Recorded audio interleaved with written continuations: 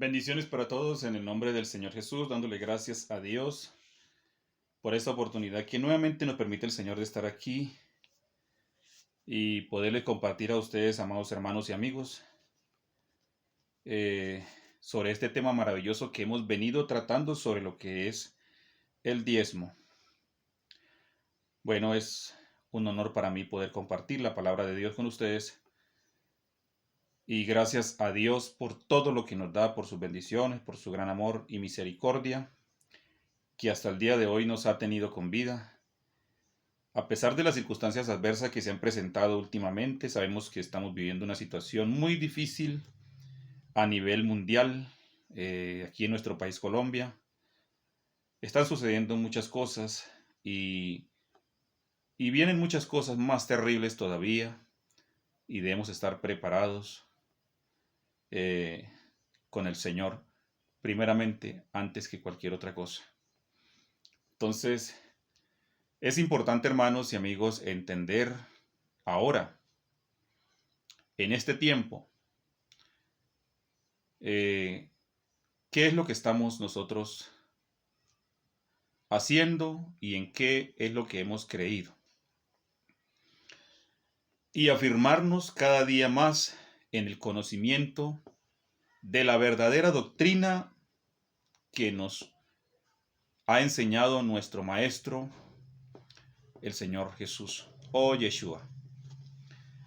Bueno, mis hermanos, voy a dar inicio al quinto punto acerca de lo que es el diezmo, y este tema se titula Jesús y el diezmo. Ya hemos tratado los 4 puntos anteriores y el cuarto punto era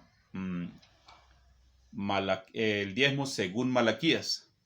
Ya lo vimos en el estudio pasado y ahora vamos a centrarnos a ver este punto, este quinto punto, que es muy importante de analizarlo y verlo a través de la palabra de Dios.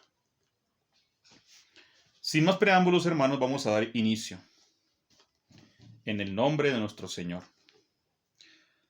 Dice Mateo capítulo 23, el verso 23, de la siguiente manera: Ay de vosotros, escribas y fariseos hipócritas, porque diezmáis la menta y el eneldo y el comino, y dejáis lo más importante de la ley, la justicia, la misericordia y la fe. Esto era necesario hacer sin dejar de hacer aquello. Bien, todos los que han leído este pasaje o este texto bíblico, muchos saluden de que este pasaje bíblico está hablando de parte de nuestro Señor, y ellos dicen enfáticamente que aquí el Señor le está ordenando a los creyentes en el nuevo pacto de que se tiene que diezmar. Ellos dicen que Jesús no está desaprobando por ninguna parte el mandamiento de diezmar al pueblo cristiano. Ese es el comentario mayormente oído por todos aquellos que promueven esta doctrina del diezmo monetario, que a la hora pues de ellos exponer sus sermones siempre están recordándoles a la filigresía o a los conversos una y otra vez insistentemente acerca de este tema.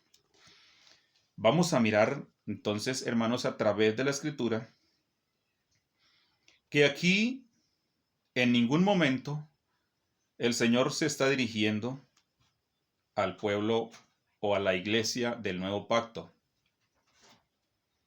¿Por qué el Señor aquí no se está dirigiendo a la iglesia, sino que se está dirigiendo es a los escribas y fariseos de su tiempo? Si leemos bien el texto bíblico, desde el principio podemos leer todos los textos bíblicos desde Mateo 23 todo, desde que inicia, vamos a encontrar una serie de acusaciones que el Señor le hace a estos personajes, que eran los que estaban encargados de enseñarles la ley al pueblo. Pero ellos, en vez de instruirlos conforme a lo que estaba escrito, lo que hacían era subyugarlos con sus doctrinas de hombres. Y aunque ellos presumían de guardar los mandamientos, de obrar de la forma correcta delante de Dios y de los hombres, pero no era así, ya que detrás de ellos lo que se escondía era la hipocresía. Ellos hacían que hacían, pero no lo hacían realmente. Y esto era lo que el Señor les decía, que eran unos hipócritas. Entonces vamos a hacer un análisis de este texto bíblico, a ver si realmente, y otros más, porque vamos a mirar otros pasajes bíblicos más, de manera que podamos contextualizar todo lo que vamos a tratar en esta lección sobre este tema del diezmo. Cuando el Señor les dice aquí, ese no es algo que sea confortable, sino es un ay de juicio, un ay de retribución.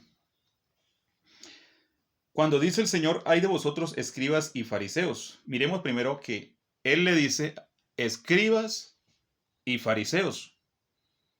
Notemos que Él se está dirigiendo a ellos, a estos religiosos, no se está dirigiendo a la iglesia del Señor.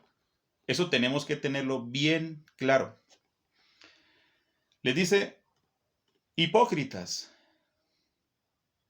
porque diezmáis la menta, el eneldo y el comino. Miremos aquí 3 puntos muy importantes de qué era lo que ellos estaban diezmando y lo que el Señor les enfatiza a través de lo que Él les está diciendo. Dice, diezmáis la menta, 1, el eneldo y el comino. Ya sabemos que la menta es una planta, al igual que el eneldo y el comino. ¿Ve?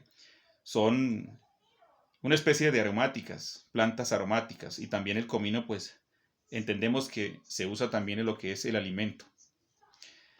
Y todo esto, aún ellos diezmaban la más mínima de las semillas. Y vamos a ver otro pasaje bíblico para, como lo presenta allí Lucas. Lucas, en el capítulo 11, el verso 42. Vamos allí a Lucas capítulo 11, el verso 42. Notemos que allí en el pasaje en Mateo dice, diezmáis la menta, el eneldo y el comino. 3 plantas. Y aquí encontramos la otra parte, lo que nos comenta el apóstol Lucas. 11:42 dice, mas hay de vosotros fariseos que diezmáis la menta y la ruda y toda hortaliza y pasáis por alto la justicia, el amor de Dios. Esto era necesario sin dejar de hacer aquello. Miremos que allí en el pasaje anterior que leímos dice, hay de vosotros fariseos que diezmáis la menta. Allí encontramos la menta, pero aquí luego dice la ruda, es otra planta. Y toda hortaliza. Esto quiere decir que ellos diezmaban todo tipo de hortaliza. Legumbres, hortalizas, todo aquello que se consumía como alimento. Y les dice, esto era necesario hacer sin dejar de hacer aquello. En ningún momento vamos a encontrar en estos pasajes bíblicos Jesús diciéndoles, ustedes diezman la menta, el eneldo, el dinero o viceversa. no lo vamos a encontrar por ninguna parte, sino que miremos que el Señor les está mencionando todo lo que era referente a lo que se diezmaba según lo que se había establecido en la ley de Moisés, o cuando Dios le dio la ley a Moisés. Hasta este punto, tenemos que entender que cuando Dios envía a Malaquías para darle la profecía al pueblo, la exhortación, el llamado de atención de parte de Dios, aproximadamente pasaron 450 años de silencio desde que habló Malaquías hasta los tiempos del Señor Jesús. Pero todo lo que se había estipulado en la ley, en el canon de las 613 leyes, y según Deuteronomios capítulo 14, el verso 22 en adelante, encontramos que el diezmo era una ley dada por Dios y que era irrevocable. No se podía cambiar o sustituir o decir que no se podía hacer o cumplir. Se debía cumplir tal y cual como el Señor lo estableció. Entonces, hasta este momento que el Señor Jesús llega, todo lo que había en la ley era lo mismo. Eso no había cambiado. Otra cosa era que ellos habían cambiado muchas leyes, muchas ordenanzas que el Señor ordenó hacer. Ellos las habían establecido como mandamiento, pero eran los conceptos o los criterios personales de cada uno de ellos, mas no era la palabra de Dios. Y eso lo podemos ver, que el Señor mismo les reclama, en una ocasión les dice, ustedes enseñan mandamientos de hombres. De hecho, que también estos fariseos también maldecían al pueblo, cuando ellos quizás miraban en ellos algún tipo de corrupción o algo, decían, este pueblo que no oye la ley es maldito. Ellos decían eso. Vamos a mirar algo más acá, porque esto está muy importante. Está muy bueno. Y vamos a seguir analizándolo. Miremos lo que dice más abajo de lo que hemos venido leyendo. Dice la justicia, la misericordia y la fe. Ellos creían que con cumplir ciertos reglamentos de la ley que Dios le había dado a Moisés era suficiente para alcanzar la gloria. Ellos creían que con diezmar hasta la más mínima semilla, que era la más pequeña, era la mostaza, que ya con eso ellos cumplían con la ley. Pero miremos lo que nuestro Señor le dice aquí tajantemente a ellos cuando les acusa y les dice lo siguiente. Dice, y dejáis lo más importante ¿de qué? De la ley. La justicia, la misericordia y la fe. Puntos muy importantes. Si no hay justicia, no puede haber amor ni tampoco fe, porque es como la base importante en cuanto a lo que es la fe del creyente o de lo que inclusive era la ley. Así que si una persona no hacía justicia, entonces indicaba de que no tenía amor y por ende tampoco tenía fe. Pero si esta persona hacía justicia, eso indicaba de que en él existía el amor y también la fe. Pero ellos creían que con dar ese diezmo, y no era de dinero, repito, sino que eran las plantas, los que tenían ganado, bueno, diezmaban lo que era la ganadería, sus rebaños, los cultivos, viceversa. Ya hemos hablado de eso bastante, en qué consistía el diezmo, lo cual nunca fue dinero. Bien, seguimos. Entonces, dice la última parte del texto. Dice, esto era necesario hacer sin dejar de hacer aquello. No era el diezmo lo más importante de la ley.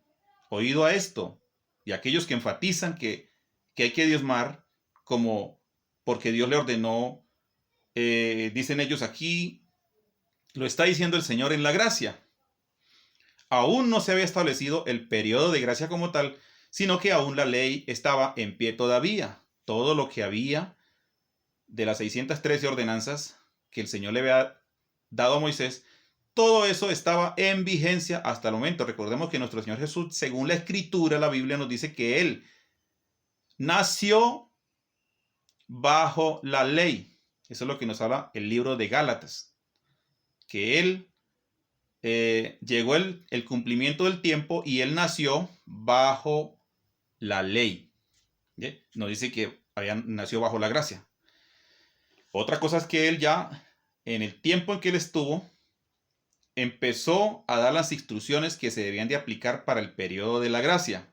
Ya eso lo encontramos ahí en el Nuevo Testamento, cosa que se escribió 30 años después, aproximadamente 30 años después de que él deja ya pues el legado a sus apóstoles. Ahora bien, notemos algo muy importante. Entonces dice que esto era necesario hacer sin dejar de hacer aquello. ¿Qué quiere decir? Vamos a explicar esto. Sí, ellos debían diezmar. Eso está bien. Pero debían de hacer justicia, misericordia y fe, que era lo más importante de la ley. Bendito sea el nombre del Señor. Vamos a continuar. Miremos otros pasajes bíblicos acá que están en el libro o en lo que nos menciona el apóstol Lucas, capítulo 18. Lucas capítulo 18. Encontramos otro pasaje en los cuales también se apoyan muchos y dicen, vea, aquí está diciendo el fariseo que él diezmaba de todo, que esto implica dinero. Bueno, vamos a ver si eso es cierto. Capítulo 18 de Lucas. Dice desde el verso 9, vamos a leerlo hasta el verso 12. Dice así: a unos que confiaban en sí mismos como justos y menospreciaban a los otros, dijo también esta parábola. Dos hombres subieron al templo a orar. Uno era fariseo y el otro publicano. El fariseo, puesto en pie, oraba consigo mismo de esta manera: Dios, te doy gracias porque no soy como los otros hombres, ladrones e injustos, adúlteros, ni aun como este publicano. Ayuno 2 veces a la semana. Doy diezmos de todo lo que gano. Muchos cuando leen este pasaje acá, enfatizan esta parte cuando toman sobre este tema del diezmo. Dicen, vea, este fariseo dice que diezmaba de todo lo que ganaba.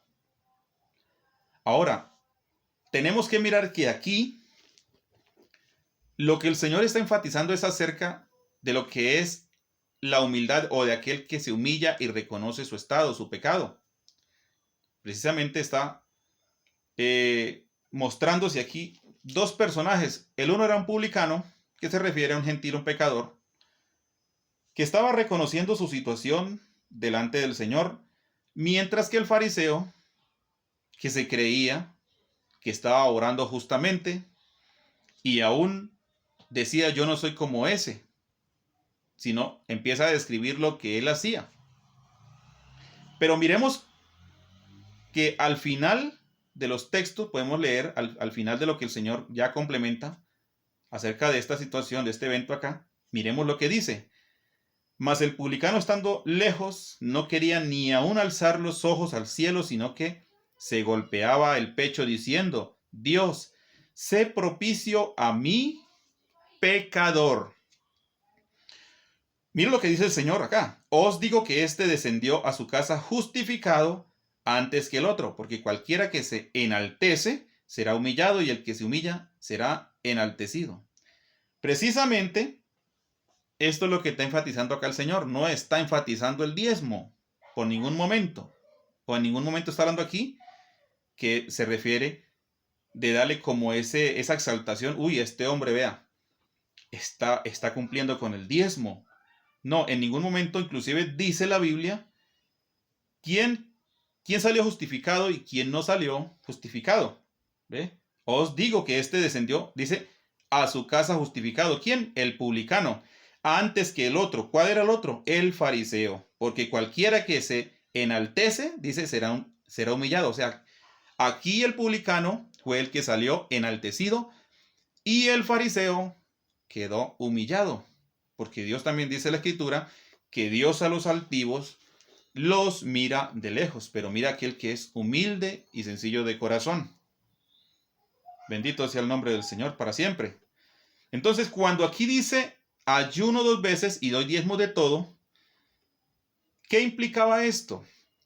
Esto implicaba sencillamente de que este hombre obtenía ganancias de todo lo que él tenía. ¿Y qué era lo que en qué se basaba? Según la ley, el diezmo, sabemos que se basaba en lo que era la parte de la agricultura y la ganadería. Así que si este hombre era un terrateniente, tenía sus ganados, tenía sus cultivos, todas estas cosas que él tenía, obviamente que le generaban ganancia. Entonces por eso dice, doy diezmos de todo, pero ese todo no significa de que él diezmaba dinero, sino que diezmaba de todo lo que gano y quiero la ganancia de él. Pues si él tenía ovejas, esa era su ganancia, sacaba de ahí, diezmaba de eso, diezmaba del ganado, diezmaba del grano, del trigo, del aceite, del vino, de todo esto que era lo que él ganaba. Y eso eso se contaba como ganancia. No tenía que ser exclusivamente dinero. ¿Ve? Pero alguien pudiera decir, no, pero es que eso puede implicar dinero. Pero la ley no ordenó diezmar dinero, sino que era todo lo contrario.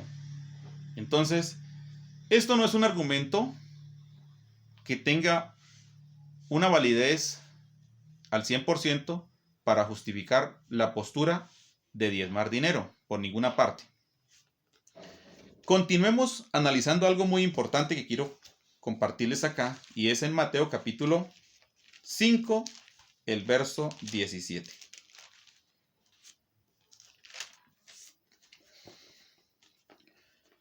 ¿Qué quiero mostrarles a través de este pasaje bíblico a todos ustedes?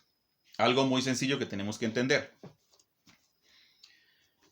Miremos lo que nuestro Señor dice, nuestro Maestro. Dice Jesús y la ley, hay un título ahí, o un subtítulo. No penséis que he venido para abrogar la ley o los profetas. No he venido para abrogar, sino para cumplir. Notemos algo, hermanos, muy importante allí. Alguien, y he escuchado esta frase de muchos que dicen que Jesús, bueno, que como él hacía sanidades y milagros en el día de reposo, entonces él estaba quebrantando la ley, él no estaba cumpliendo la ley.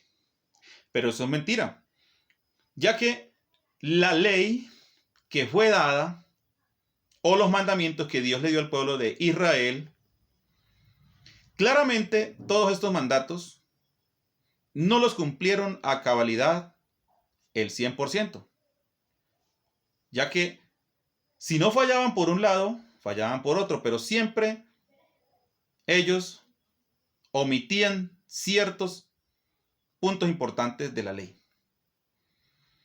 Pero vino nuestro Señor, quien cumplió realmente la ley a cabalidad como debía de ser, ya que estos hombres no la cumplieron como tal, nuestro Señor sí la cumplió al 100%. Por eso él dice, no penséis que he venido a abrogar la ley. Y él no vino a abrogar la ley. Al contrario, él vino a cumplirla, porque nosotros no fuimos capaces de cumplirla. Entonces, una vez que él cumple la ley, ya establece el nuevo pacto. Ahora establece los nuevos mandamientos. De hecho, que los mandamientos de Dios fueron magnificados. ¿Ve? Porque muchos dicen, bueno, fue que nosotros estamos sin mandamientos, no tenemos ordenanza, estamos sin ley. No, no, porque recordemos que el Señor Jesús dice, el que me ama, guarda mis mandamientos. Solo que ya no es como al principio, sino que ahora los mandamientos, ya Jesús es la Torá viviente y está en nuestro corazón.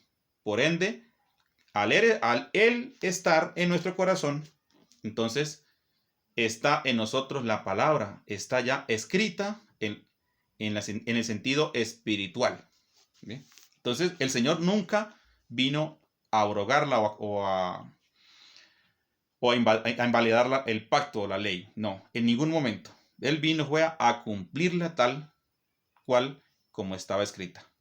¿Sí? Entonces, miremos algo más importante ahora, que también tenemos que resaltar algunos puntos muy importantes acá, acerca de otro evento que sucede, donde muchos dicen acerca de la viuda. Vamos a mirar esta escritura allí en Lucas capítulo 21. Quisiera que miráramos allí Lucas capítulo 21.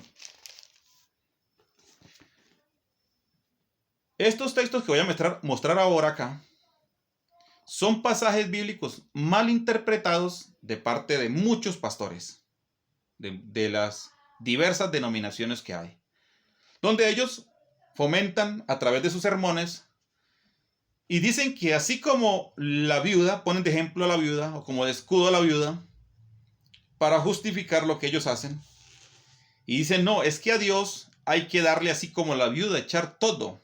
No importa que usted se quede sin nada para la comida, no importa que usted se quede sin nada, no tenga cómo, se quede sin la forma de pagar su arriendo o lo que usted tenga pendiente por pagar, sino que usted debe darle todo a Dios, dicen ellos. ¿Sí?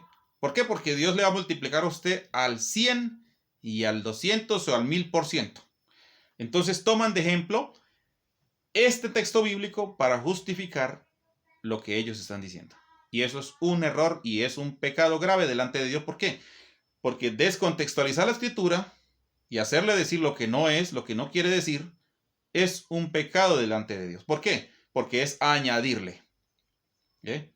Y a la escritura recuerde que en Apocalipsis dice que nosotros no podemos ni quitarle ni añadirle. Y en la ley también dice que no hay que quitarle ni añadirle. Que aquel que le ponga más o le quite tendrá consecuencias drásticas de parte de Dios.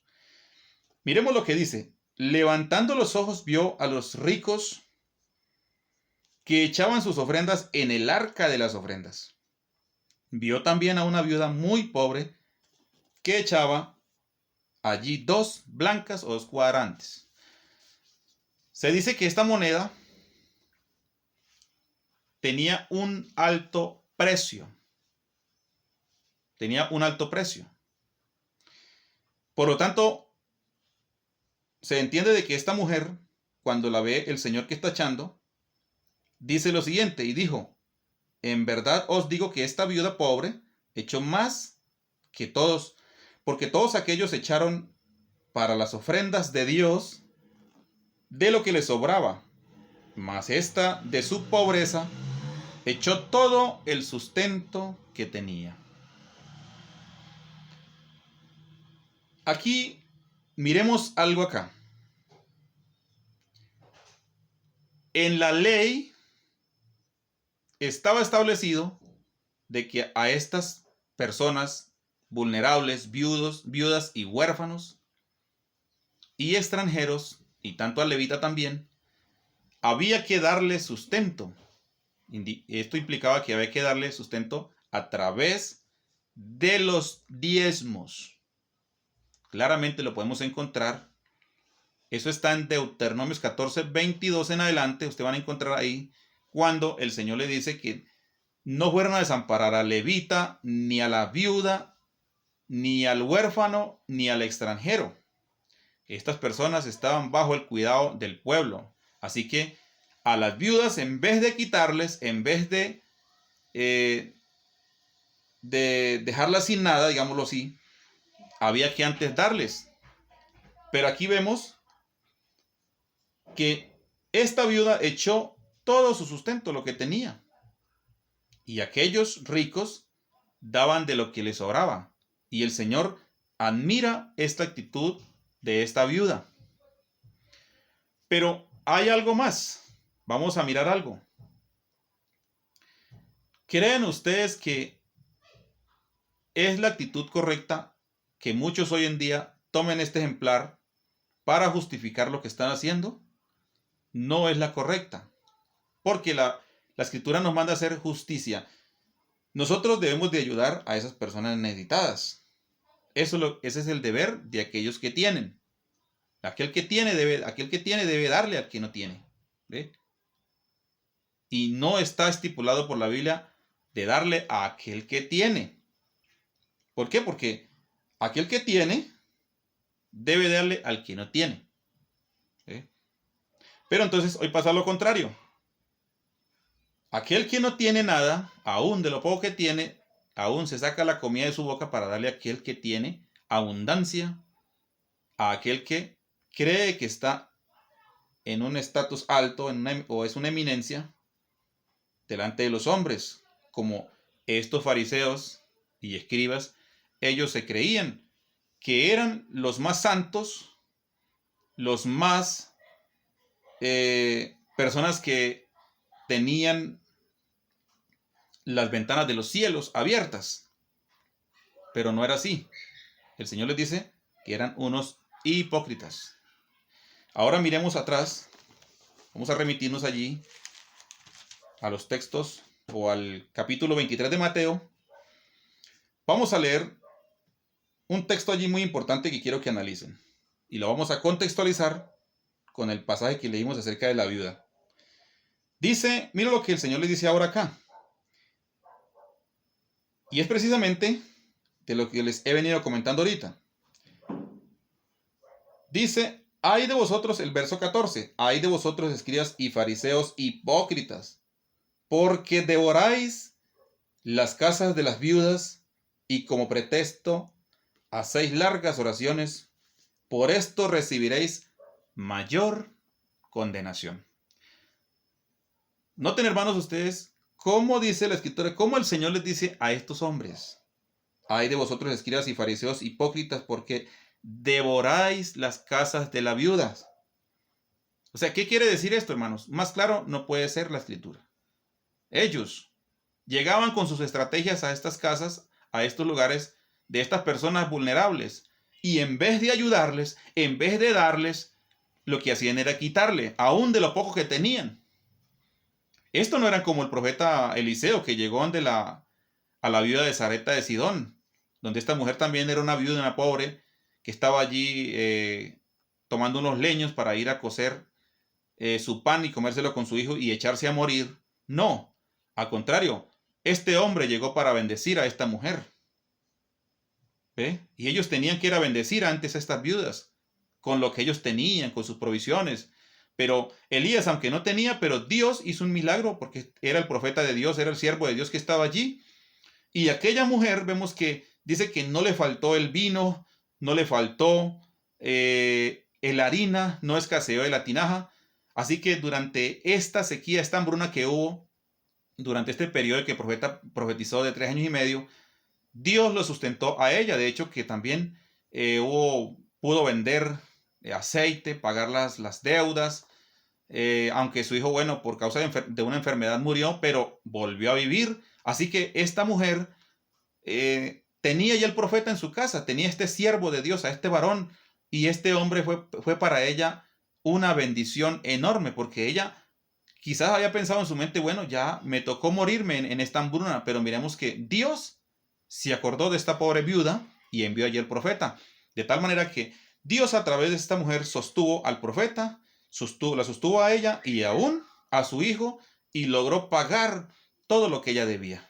Bendito el Señor. O sea, esto es las características de un hombre de Dios. Estas son las características de la iglesia del Señor, de los hermanos en Cristo, de aquellos ayudar a las viudas, a los necesitados, primeramente los de la casa. ¿Qué quiero decir esto? Primeramente a los de la familia en Cristo y por ende también a aquellos que no lo son, a los amigos, a las personas inconversas, pero mayormente a los de la casa, refiriéndome a los de la iglesia, de la misma comunidad, de la misma fe, pero también inclusive a aquellos también que pues no lo son, que yo sé que de esta manera Dios también puede añadir, porque van a ver que nosotros estamos haciendo justicia, misericordia y fe.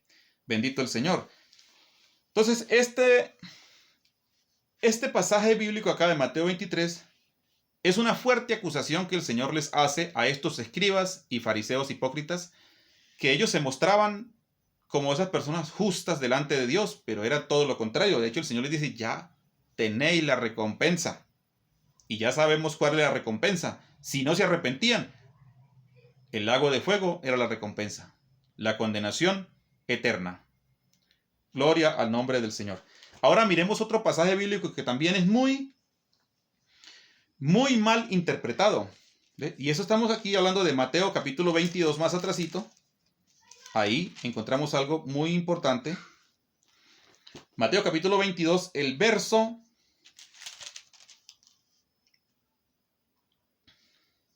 21.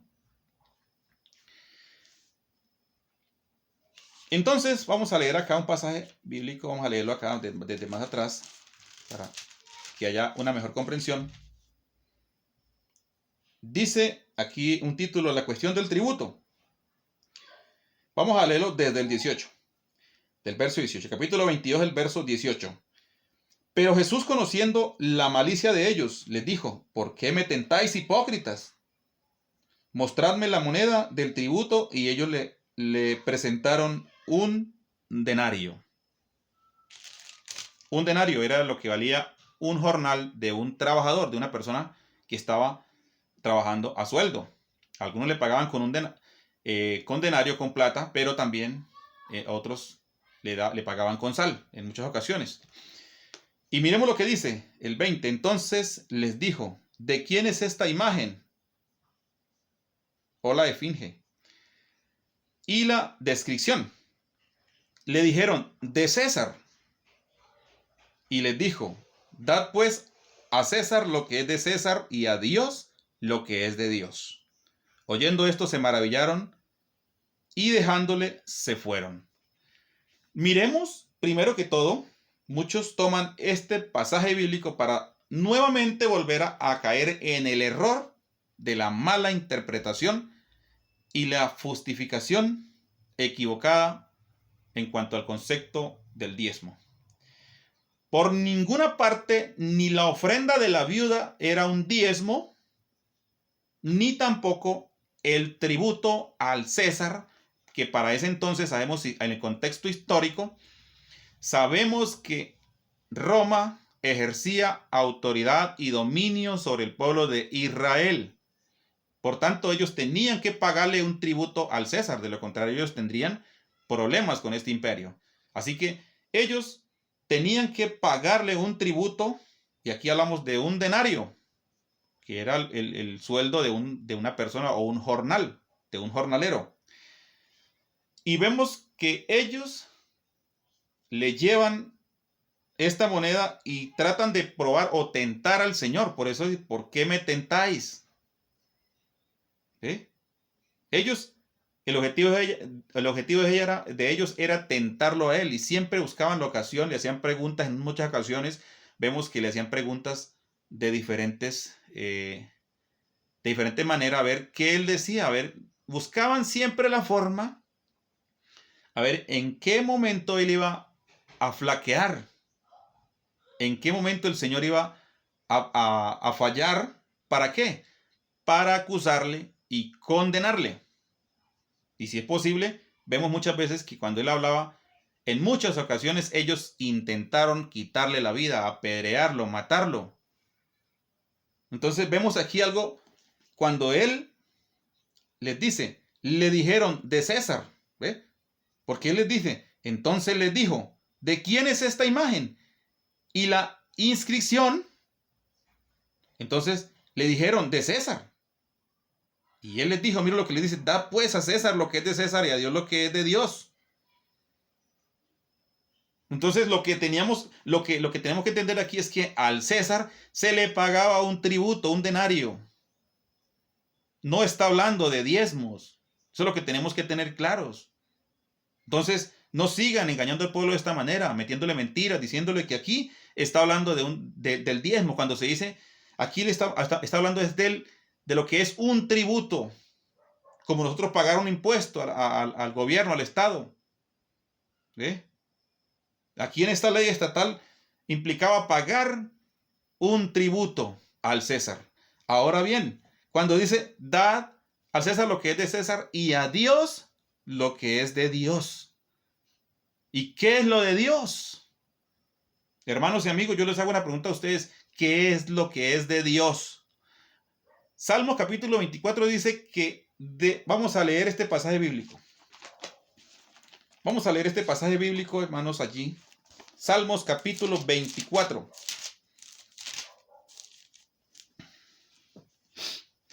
Y el capítulo 1, mira lo que dice.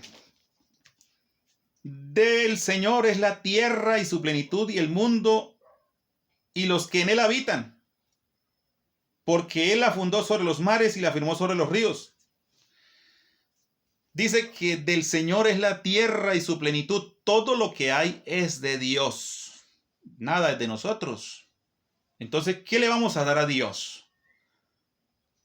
¿No será que esto nos está hablando algo más a profundidad? A César había que darle el tributo. Aquí el Señor en ningún momento le está diciendo no le paguen. No.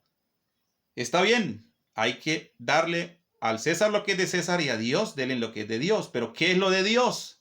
Muchos pueden decir, no, es el diezmo. Bueno, yo le diría, eso podría entrar en ese plano.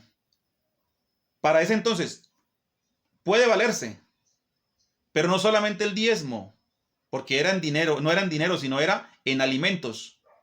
¿Ve? Y aquello se quiere justificar que ahí se está refiriendo es que como había que pagarle un tributo al César, por ende también hay que pagarle a Dios un tributo del 10%. ¿Ve? Porque de lo contrario, si usted no paga en tributo o no da el diezmo o no da la décima parte, entonces usted es un maldito, es un ladrón y se va a condenar. Déjeme decirles algo muy importante que le voy a decir. El Señor Jesús, cuando hizo el sacrificio en la cruz del Calvario, Él hizo un sacrificio 100% completo y perfecto. El precio de nuestra salvación la pagó Él. Nosotros éramos el botín de Satanás, el botín del diablo, pero Él nos rescató a precio de sangre, algo que nosotros no podíamos pagar ni con nuestra muerte. Si a nosotros nos hubieran crucificado, así como lo crucificaron a Él o a otros, nosotros, nuestra sangre, nuestra vida no pagaría aún el saldo o la cuenta pendiente que teníamos nosotros con el Señor. No era suficiente para borrar nuestro pecado. Entonces se requería de un sacrificio sublime, un sacrificio excelso. Y ese sacrificio solamente lo podía pagar el Hijo de Dios. Así que el Padre Celestial lo dio en rescate, era lo más grande. Así que nosotros fuimos ya comprados, dice, a precio de sangre, dice la Escritura. Entonces, yo no tengo que pagar un peso para ser salvo. Yo no tengo que pagar un 10%, ni un 20%, ni un 100%. No tengo que pagar nada de eso porque el Señor ya hizo un sacrificio completo y perfecto.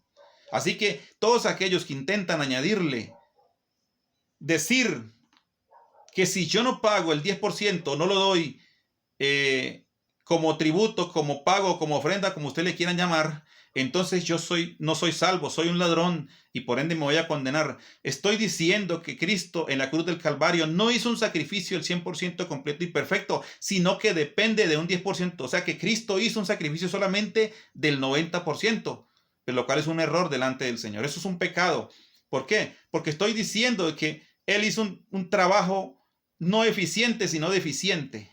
O sea, que su sacrificio no fue completo. Entonces requiere que yo ponga de mi parte, y ahora más todavía cuando se refiere a dinero. O sea, sería esto algo tan vergonzoso. Decir que si yo no doy el 10%, entonces soy salvo. No soy salvo. Entonces, ¿qué estoy diciendo? Jesús, usted realmente no hizo un sacrificio completo. O sea, su sacrificio no fue suficiente para mi salvación. Eso es lo que está de una forma, digámoslo así, indirecta, diciéndolo. Cuando es todo lo contrario, gloria sea el nombre del Señor, que Él hizo todo completo. Lo que simplemente tengo que hacer yo es obedecer a su palabra. Y eso en una forma recíproca para dar a entender de que lo que Él hizo es así y yo lo acepto.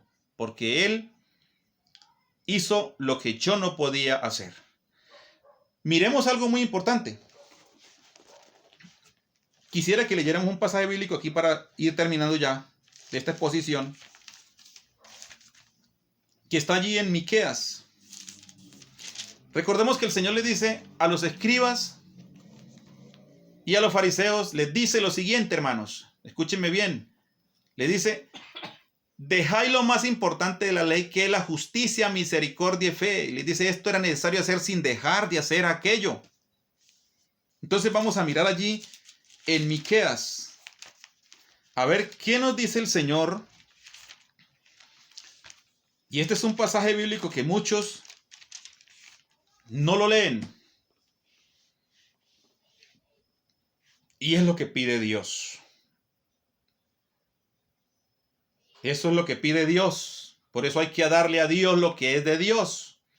Pero no se está refiriendo al diezmo directamente. Para ese entonces, ellos, el pueblo de Israel, tenían que cumplir con esa ley. Pero no la iglesia. La iglesia no está llamada para diezmar, para cumplir con esa ley religiosa que ya tuvo su tiempo y su cumplimiento. Dice Miqueas capítulo 6, el verso 6 hasta el 8, y lo voy a leer así para que ustedes lo vean. Dice: ¿con qué me presentaré ante el Señor y adoraré al Altísimo? ¿Me presentaré ante Él con holocaustos, con becerros de un año? Una pregunta, ¿cierto? Bueno, vamos a ver. ¿Se agradará el Señor de millares de carneros o de 10,000 arroyos de aceite? ¿Daré mi primogénito por mi rebelión? ¿El fruto de mis entrañas por el pecado de mi alma? Hay una pregunta y un interrogante. Pero mire lo que dice aquí, lo que exclama el profeta y le dice al pueblo. Oh, eso es un signo de admiración. Oh, hombre, Él te ha declarado lo que es bueno. ¿Y qué pide el Señor de ti? ¿Qué es lo que Dios pide de nosotros? Dice, solamente hacer justicia, amar misericordia y humillarte ante tu Dios. Eso es lo que pide el Señor. Eso es lo que está pidiendo. No le está pidiendo a usted dinero, amigo. No le está pidiendo a usted que tiene que dar 10, 20, 30, 40, 50. Si usted quiere dar, usted lo va a dar con un corazón sincero, sin una imposición, sin un dedo acusador, diciéndole que si no lo hace se condena. No, la iglesia fue llamada para dar libremente. Y aquella iglesia cuando empezó, la iglesia primitiva, daba el 100%, daba aún de lo que ellos tenían, la heredad, todo lo vendían y lo traían a los pies de los apóstoles y se repartía cada uno según la necesidad. Hoy en día eso no se hace, pero sí se hacen otras cosas que no son de acuerdo a lo que el Señor nos ha enseñado. Es todo lo contrario. Entonces mira lo que dice. Él te ha declarado a ti lo que debes hacer, lo que pide el Señor. Solamente hacer justicia y amar misericordia, cosa que no hacían los fariseos, cosa que no hacen estos ministros. ¿Por qué? Porque aún a las pobres viudas, a los ancianos, aquellos que les toca andar horas de camino, aún por la inclemencia del tiempo, del sol, de su enfermedad, de su situación, de su integridad física, ellos van a un lugar de estos, a un culto, para cumplir con esta ley religiosa, porque ellos les dicen que si no van a un culto, que si no hacen esto, entonces se condenan, se están despreciando al Señor y todo aquello, y tratan como de reconvenirlos de una manera u otra, usando, digamos, la parte psicológica, amedrentándolo psicológicamente. Pero no es lo que pide el Señor lo que pide es esto es lo que pide de nosotros. Entonces, a Dios, lo que es de Dios, es la alabanza, la adoración, la gloria, la honra y todo, aún nuestra vida, nuestra alma le pertenece a Él. Eso es lo que tenemos que darle a Dios. Ahora, con esto no estoy diciendo que no paguemos los impuestos aquí a las leyes terrenales, sí lo tenemos que hacer. Esa parte tenemos que hacerla porque estamos acá. Y el Señor lo dejó claro acá. Eso está claro. Pero en ningún momento estos pasajes bíblicos están hablando tanto de la viuda como del tributo al César, está refiriéndose al diezmo por ninguna parte. Bendito el Señor. Entonces les dejo claro esa parte. Y miremos que nuestro Dios es un Dios justo, un Dios santo, recto. No necesita que nosotros, porque hermanos, el Señor no vino a morir por dinero. Si la salvación se comprara con dinero, escúcheme bien, nosotros los seres humanos, nosotros seríamos los más dignos de conmiseración. Y hablando, quizás los ricos, los más poderosos, los más adinerados, como los Illuminates, serían los más opcionados para tener salvación, para obtener la vida eterna. ¿Por qué? Porque entonces nosotros los que no tenemos recursos económicos, no tendríamos cómo comprar ni siquiera la cuota inicial de la salvación. Pero bendito el Señor, que el Señor no vino a morir por las riquezas de este mundo, sino por el botín que éramos nosotros, las almas, los hijos de Él, el trigo, no la cizaña. Entonces miremos algo muy importante. Cuando Satanás, después de que el Señor ayuna 40 días, y Él es llevado por el Espíritu al desierto, y donde Satanás dice la Biblia que le mostró todos los reinos de la tierra. Escúchese bien. Le mostró todos los reinos de la tierra y le dijo, todo esto te daré, le dijo Satanás al Señor. Pero ¿cuál era la condición? Si postrado me adoras. Todo esto te daré, Señor. Ve, aquí está.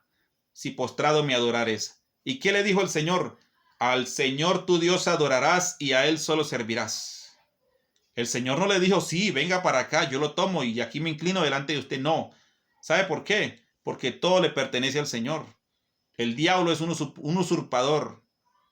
El diablo no tiene nada. Él no es dueño de nada. Así que Él vino a pelear por las almas, a rescatar. No vino por el dinero. Porque si Él hubiera sido por el dinero, entonces le hubiera quitado inclusive a Satanás. Sin que Satanás le hubiera hecho ninguna oferta o propuesta. Le hubiera arrebatado también toda esta naturaleza, todo. Pero no. Él vino por nosotros, hermanos. Por nuestras almas. Es lo más valioso delante del Señor. Si aquí colocamos al Señor en un lado y colocamos un alma acá y colocamos todo el dinero, el oro del mundo, les aseguro que el Señor no va a cambiar una persona, una sola persona. No la va a cambiar por nada de las riquezas de este mundo. Así sea todo el tesoro, todo el dinero amontonado. El Señor no lo va a hacer. Entonces, si el Señor no lo hace y no lo hizo, ni lo hará, ¿quién es usted, oh hombre, para colocarle precio a un alma, diciendo que si no da cierta cantidad, entonces se condena? Solamente Dios tiene el poder y la autoridad para darle retribución o decidir la situación de cada una de las personas. El que haga lo bueno, el que hace lo correcto delante de Dios, guarda sus mandamientos, tendrá como recompensa la vida eterna, pero aquel que se insubordina ante la autoridad, ante la eminencia, el poder del Altísimo, entonces tendrá lo contrario. Bendito el Señor. Entonces, bendiciones para todos y un fuerte abrazo. Les habló su hermano en Cristo, Sergio Rodríguez. Para la próxima estaremos viendo lo que es Corintios capítulo 9. Y allí vamos a tratar otro tema, que es el 6º punto. Y ya nos faltarían 2 más, que sería Hebreos capítulo 7. Bueno, bendiciones para todos.